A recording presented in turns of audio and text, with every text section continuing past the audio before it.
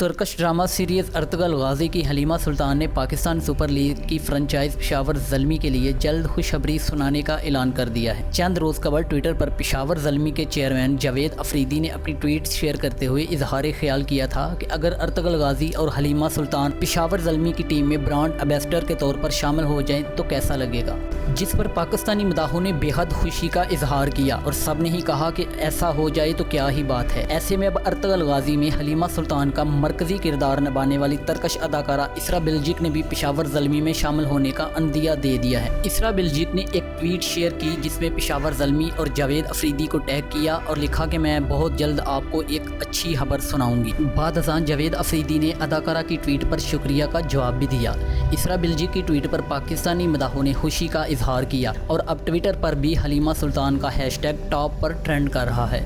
واضح رہے کہ سیریز میں مرکزی کردار ادا کرنے والے ارطغرل غازی کی بہادری، مضبوط ایمان، حوصلہ، سب لوگوں کی مخالفت کے باوجود اپنے مقصد پر کھڑے رہنا جیسی خوبیوں نے جہاں پاکستانیوں کو اپنا گرویدہ بنایا ہوا ہے، وہیں حلیمہ سلطان نے اپنی خوبصورتی اور شاندار کردار ادا کرنے کی وجہ سے پاکستانیوں کے دلوں میں گھر کر لیا ہے۔